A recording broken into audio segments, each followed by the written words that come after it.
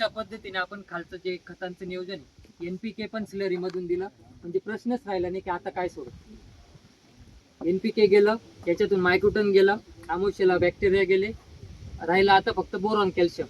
Boron calcium साठी मी एक सूत्र बनवलंय, महिन्यातून 2 एकादशी येतात. शेतकऱ्यांना सांगितलं का 15 दिवसात सोडा, 15 दिवसात लक्षात नाही राहत, महिन्यात सोडा, महिन्यात लक्षात नाही राहत, महिन्यात 2 एकादशी येतात. तर त्याच्यातल्या एका एकादशीला बोरॉन आणि कॅल्शियम, बोरॉन एकरी 1 किलो, सिल्टेड कॅल्शियम जर घेतलं तर अर्धा किलो, ऑक्साईड घेतलं तर 2 किलो. नायट्रेट वापरायचं नाही. एका एकादशीला बोरॉन आणि कॅल्शियम, आणि जी दुसरी एकादशी येते तर त्याला रूट टू फ्रूट नावाचं प्रोडक्ट आहे. तर त्याच्यामध्ये प्रायमरी, सेकंडरी आणि मायक्रोटन तिघं त्याच्यामध्ये. तर अशा पद्धतीने एकात्मिक व्यवस्थापन केलं. अमावस्येला बॅक्टेरिया, पौर्णिमेला बॅसिलोमायसिसचे जीवाणू, 8 दिवसातून ही स्लरी, त्याच 8 दिवसातून, पुढच्या 8 दिवसातून ती आपली NPK ची स्लरी, एका एकादशीला बोरॉन कॅल्शियम आणि दुसऱ्या एकादशीला ते रूट टू फ्रूट.